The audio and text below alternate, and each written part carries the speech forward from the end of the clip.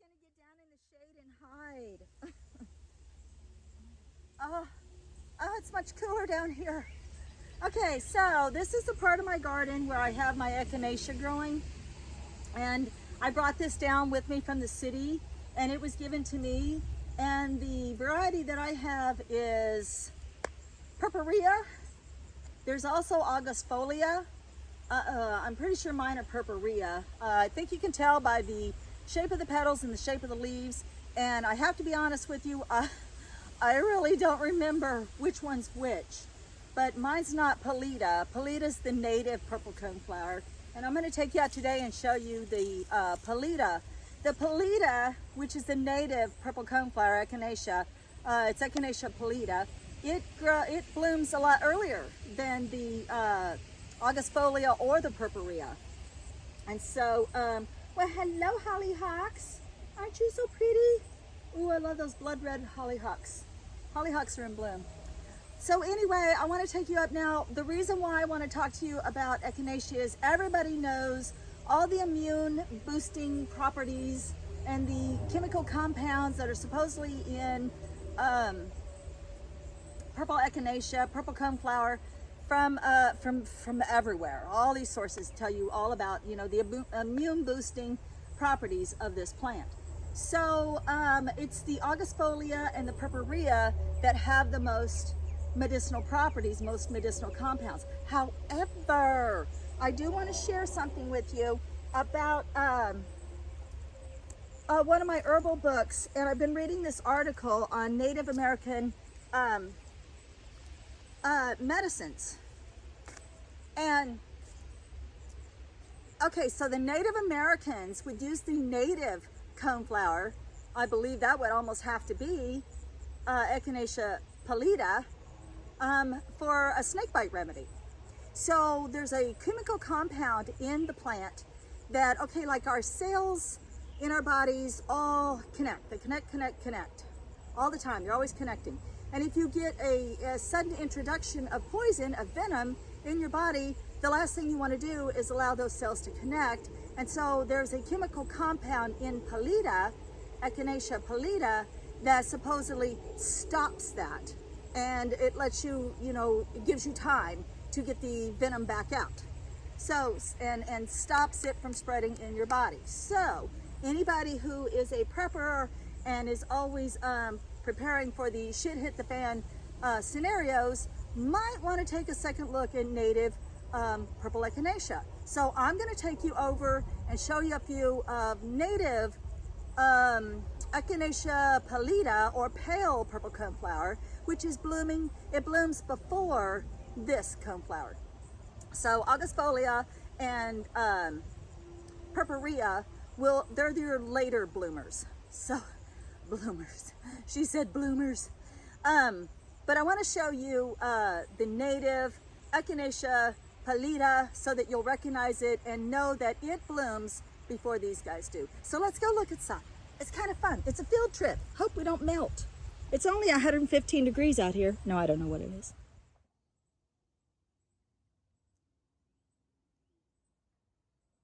Okay, I wanted to give y'all one more look at purpurea. So thick, luscious, branching, huge, dark green foliage, tall. Okay, got that? Now, let's go look at Echinacea pallida.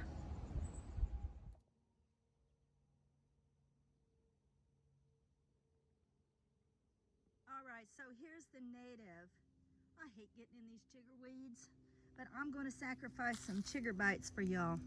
Okay, so here's the native. So the bottom of her is growing out of the shade, and then she's leaning towards the sun. Now, I used to have Echinacea pallida at my house in the city, and they all grew in the shade. So they are a full sun plant, but they will tolerate some shade. Now, look at her petals. Look at that. That's not like the echinacea that you're used to seeing at all, is it? See how it just hangs down? Isn't that awesome? And it's a more pale pink, more like a blushing pink. really long stems and long lanceolate shaped leaves. Isn't that cool? Okay, so what I've been reading is she doesn't like her feet wet, but guess what? These are growing in the ditch. They were here last year. So they've been growing in the ditch. So they can tolerate some shade. They can tolerate some moisture. You gotta remember these are native plants. So although the petals may not be as pronounced, they're thinner. They look more stragglier. They're a lighter color. But boy, oh boy, can they grow in some places where you can't get other coneflower to grow. So don't overlook Echinacea pallida. Okay, I want to show you a beautiful hillside of them. The county did just mow them all down except for one small hillside of them. So I'm going to take you over the other side of my property and show you this beautiful hillside of Echinacea pallida.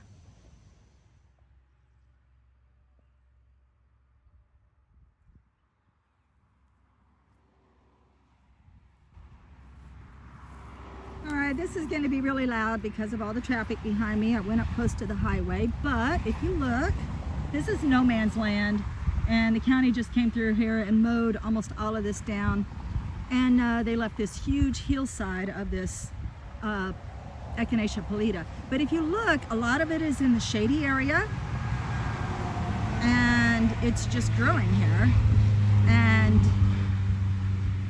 it's free for the taking, and I'm not going to harvest that much of it.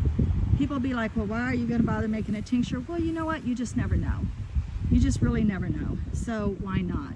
There's plenty of it. There's an abundance. I can make a tincture of it, and I've got it, you know, just in case that is true. But I do want you to look at the petals.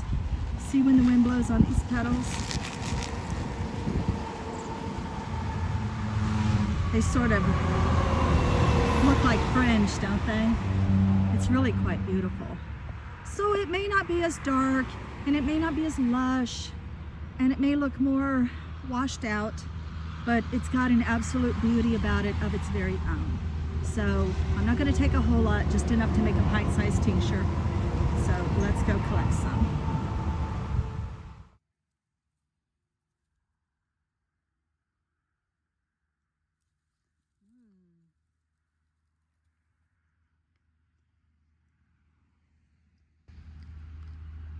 Oh my God, I could stay here and have breakfast. All right, enough of these chiggers. Let's go to the house and make a tincture.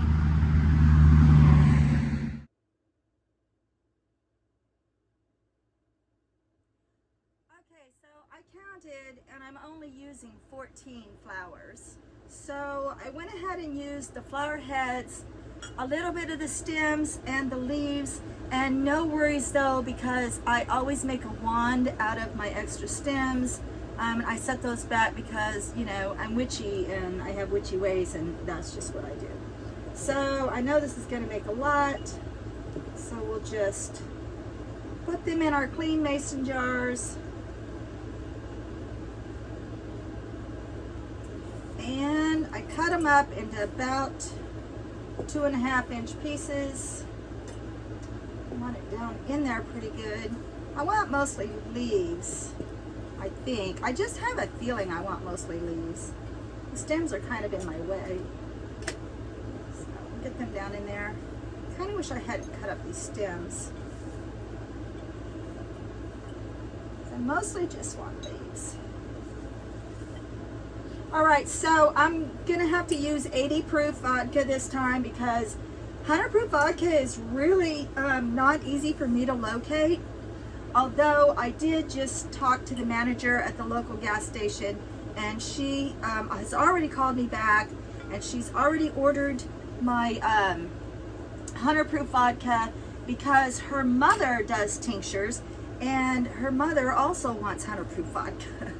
So that worked out for me, right? So I really wish that, there's times I really wish I could speak with my great-grandmother. Her name was Yuri, or Yuri, we're not sure about the pronunciation, but she was Native American. She ended up marrying a white man, and she ended up raising cattle. But I would really love to speak with Yuri, you know, more than spiritual tea parties, on her thoughts on echinacea and wild plants. That would be so fantastic. It would have been so great if she would have left a book behind. But we don't have that.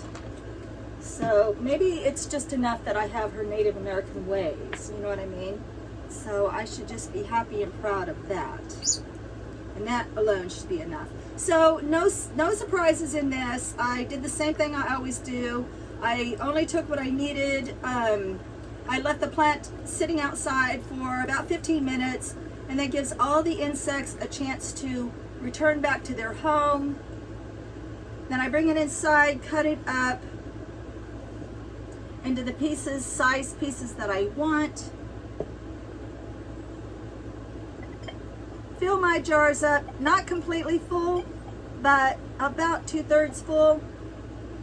Completely cover them. I would love to have had 100% hunter proof vodka, 100% hunter proof vodka, but it just wasn't in the stars for me this time.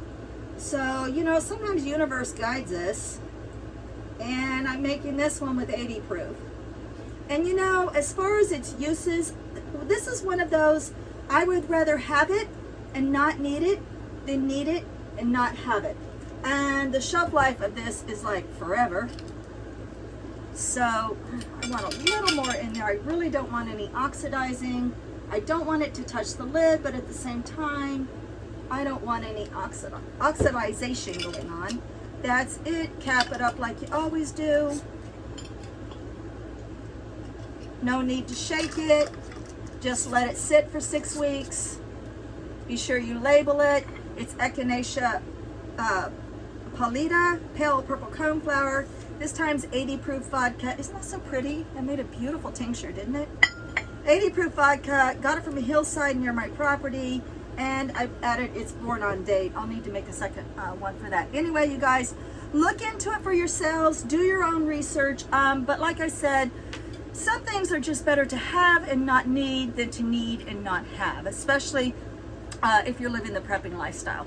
All right, guys, that's it. Echinacea's in bloom. I hope you enjoyed I found a use for my bottle, my Amsterdam bottle. The lilies are also in bloom right now, and they're just growing everywhere, and they're so, oh my gosh, I wish you guys could smell this bouquet.